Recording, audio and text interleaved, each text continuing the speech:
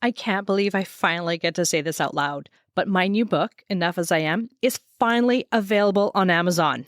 This is a project that's been living in my brain, in my heart for a really long time. And now it's finally real. You can actually hold it in your hands and scribble in it and put dog ears. You get the idea. Enough as I Am is a workbook that's designed for anyone who is on a healing journey, especially if you've ever struggled with people-pleasing, chronic guilt, self-abandonment, overgiving, or just a desperate urge to fix everything and everyone but yourself. And yeah, I'm looking at you, but I'm also looking at the past, really overwhelmed version of myself. I wrote this book because I could have used this book when I was struggling.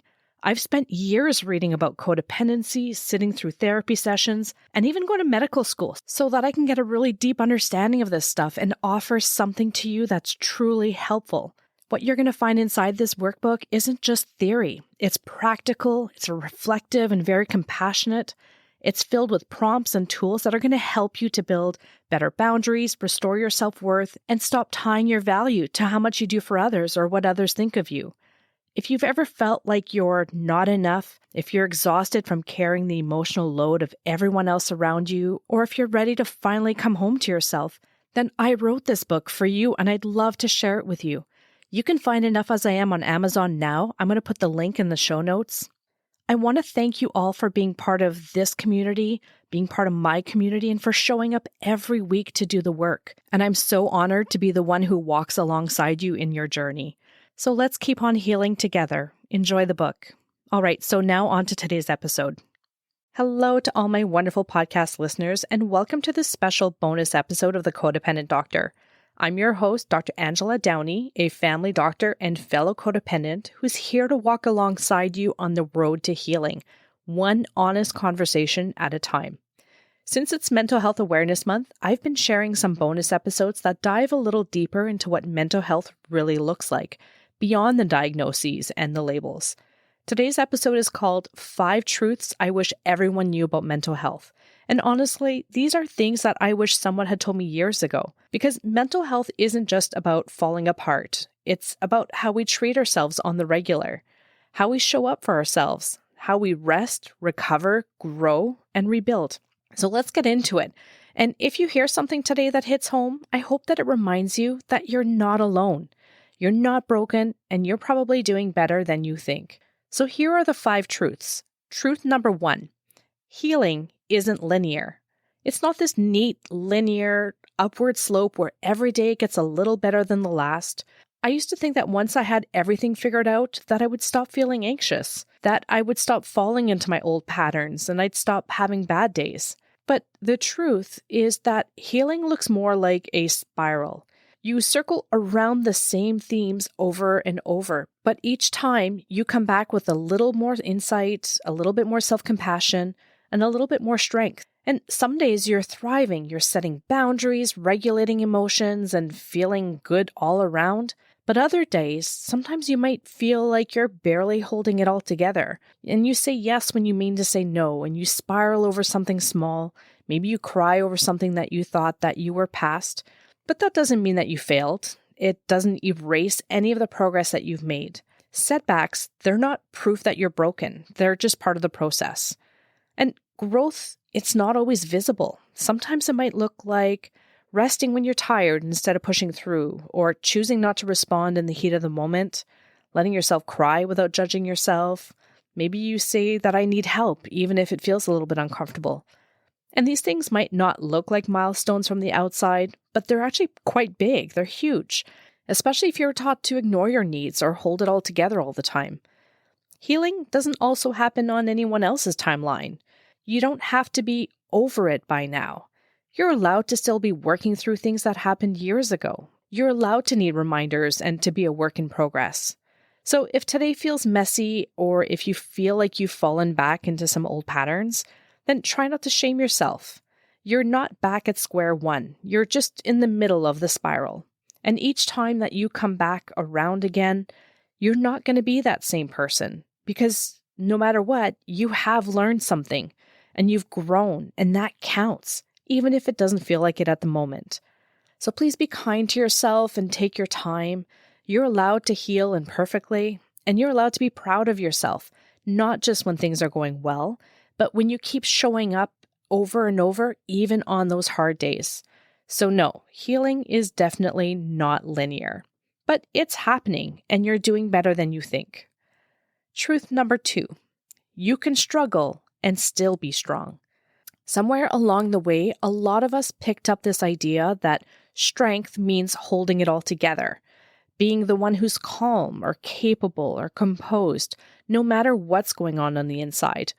And if you're having a hard day, that must mean that you're failing somehow. But that's just not true. Having a tough time doesn't make you weak. It makes you human. We're all going through this at the same time. And I'll be real with you. This is something that I still struggle with. I have a really hard time asking for help, and I'm not great at delegating any of my tasks. It always feels easier for me to just do it by myself, even when I'm exhausted, because the idea of leaning on someone else, it feels foreign to me. I'm used to being that rock for people. And when I do get help, I feel more comfortable paying someone, like maybe a therapist or a cleaning lady, than asking friends to step in without me paying them anything. Because deep down, there's still this old belief that people only help if there's an obligation. So I'm still working on trusting that people might just want to show up for me simply because they care. And if that's you too, then please know that you're not alone. Strength isn't about pretending that everything is fine when it's not. It's about being honest. And it's saying, I'm having a rough time and I still show up for myself. Or maybe it's choosing not to show up to that event and giving yourself some time to rest instead. That's strong too. And I used to think that asking for help meant that I wasn't trying hard enough and that I should try fixing things on my own. But now I'm trying to believe that asking for help is one of the bravest things that I can do. But these things take time and I need to continue working on this because being vulnerable, that takes a lot of courage, and sometimes we just need to muster that up. Saying, I can't do this alone, takes way more guts than silently powering through. And yet we still hold ourselves to these impossible standards. Like we're only allowed to feel proud when we're crushing it or thriving or ticking all of those boxes. But some of the strongest people that I know are the ones who are quietly fighting inner battles. They have anxiety or grief or burnout or heartbreak, and they still choose to show up with kindness, and they're still choosing to keep going. You don't lose your strength on the days that you cry in your car, or cancel plans because your nervous system says not today, or admit out loud that you're not okay. Your strength is in your honesty. It's in your resilience and your softness in the face of any struggle. So if you're feeling overwhelmed or a little off track, then don't take that as a reflection of your worth. You're still strong and you're still growing. You're still going to do your best, even if your best looks different today than it did yesterday. So let yourself be a little messy and let yourself feel and let yourself be real. You can struggle and still be strong. In fact, you already are strong and you always will be. Truth number 3, feeling your feelings isn't weakness. A lot of us were taught that emotions were a problem, something to manage or suppress or get over.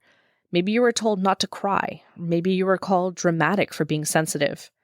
Maybe you just picked up on the unspoken rule that emotions make people feel uncomfortable, so it's better just to shut them down.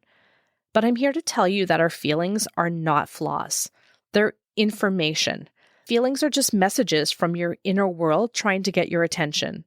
When you're sad, it usually means that something mattered to you. When you're angry, it means that a boundary might have been crossed. When you're anxious, something in you might feel unsafe or uncertain. The problem isn't the feeling. The problem is that we never give ourselves permission to feel the feeling. And I get it. It's not always easy, especially if you've spent most of your life holding it all together or keeping the peace. You might think, if I open that door, I won't be able to close it ever again. But feelings, they don't go away just because you chose to ignore them. They just build up and eventually morph into burnout and resentment and anxiety or physical symptoms. Suppressing emotions might work short term, but long term, they numb you. Not just to the hard stuff that you don't want to face, but also to the good stuff in life too. So crying, grieving, getting angry, feeling joy, these aren't signs of weakness. They're just signs of life. Feeling deeply doesn't make you dramatic. It makes you connected. And it's through that connection and that honesty that we actually start to heal. So the next time you feel something rise up, whether it be sadness, grief, anger, or joy, try this. Instead of fixing it, let it move through you and name it, breathe it in, and ask what it's trying to say. Because when you allow yourself to feel, you give yourself the space to grow. And just in case no one ever told you this, you're allowed to cry, you're allowed to be sensitive, and you're allowed to feel everything without apology. There's nothing weak about that. And in fact, that's where our true strength lives. The fourth truth is rest is productive. This is something that I think we all intellectually know, but emotionally, we still struggle to believe it. Rest is not lazy. It's necessary. We all need it. We live in a world that glorifies hustle culture, where productivity is praised and burnout is almost worn like a badge of honor. You hear things like, sleep is for the weak, or I've been working nonstop, and somehow that's supposed to be impressive. But the truth is that you don't have to earn your rest by running yourself into the ground first. Rest, it's not a reward. It's just part of being human. Every living being needs rest, and you're no exception. You need breaks, not because you're weak or falling behind, but because your nervous system isn't built to go 24/7. Just like your phone needs recharging, so do you. And I get it. If you're someone who tends to overgive, or maybe you've been praised your whole life for being the reliable one, it can feel uncomfortable to stop and to pause. I still catch myself thinking, I haven't done enough today to take a break. But that's just some old belief talking. And it's hard for me to believe that sometimes my worth has nothing to do with my output. And when you rest, even if it's just for 5 minutes, you're giving your body and your mind a chance to reset. Your stress levels, they're going to drop. Your creativity comes back online. You're probably going to be more present and more grounded and more capable of showing up for yourself and for others. And the key here is resting before you're completely exhausted. Don't wait to burn out before you make a decision for yourself to rest. Rest is self-respect in action. It's saying, I matter and my body matters and so does my energy. So if you need me to write you a prescription, here it is. 15 minutes of rest 3 times a day as needed. You're allowed to take a nap, cancel your plan, or say not right now, or do absolutely nothing without guilt. Because you're more than what you produce, and taking care of yourself isn't selfish. It's how you stay whole. Truth number 5, boundaries protect your peace. Let's talk about boundaries a little bit. This is a word that can make some people feel really empowered, but others are going to instantly feel really uncomfortable, like probably myself. I used to think that setting boundaries meant that I was being mean, like saying no to someone made me less loving and less available. But over time, I'm starting to realize that boundaries aren't about rejection. They're actually about respecting myself and my energy. And it's not just for other people, but it's for myself. Boundaries aren't walls that are meant to keep people out. They're just guidelines for how you want to be treated. And when you set a boundary, you're basically saying that I matter too. Imagine you've got this beautiful garden in your front yard, and you don't want people stepping over all your expensive flowers. Setting a boundary is like putting in a sidewalk. If you want to come to me, then the sidewalk is the best way of getting there. And if you refuse to use the sidewalk and you're going to continue trampling over all my magnolias, I'm probably going to get really upset and I'm going to resent you and you're going to look like a jerk. And eventually I'm probably going to stop inviting you over. So boundaries are just guidelines that you set for other people so they know the best way to interact with you. They're there to protect your energy, your mental space, your emotional capacity. And when you don't set them, you end up overcommitted or overstimulated and overwhelmed. And that's when resentment keeps in, not because you're doing too much, but because you're doing things that go against your own needs. And if you've ever said yes while screaming no on the inside, you know exactly what I mean. One thing I've had to learn, and honestly I'm still learning, is that you can love someone deeply and still say, this doesn't work for me. You can set a boundary and still be kind. You can care about people without constantly self-sacrificing to keep the peace. And in fact, boundaries are what allows you to stay connected without burning out. They're how you sustain relationships, not destroy them. And yeah, it might feel awkward at first, especially if you're used to people pleasing or always being the reliable one. But trust me, the discomfort of setting a boundary is nothing compared to the exhaustion of living without them. So if this is resonating, then try this. Start small. Practice saying, I'm not available for that, or I need some time to think about it. Give yourself permission to pause before automatically saying yes. And if you need a reminder, this is it. Boundaries don't make you selfish. They make you sustainable. They don't push people away. They help you stay present without resentment. And they don't mean that you love people any less. They just mean that you're finally starting to love yourself too. And that's the kind of peace that you absolutely deserve. And that wraps up my little bonus episode from Mental Health Awareness Month.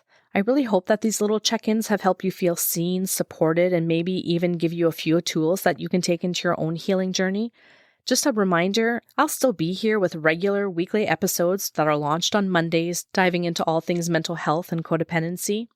And if you're wanting more information on anything I talked about in these bonus episodes, from boundaries to burnout to people-pleasing and beyond, feel free to browse through my podcast library. You're going to find a lot of episodes there that go much deeper into all of it.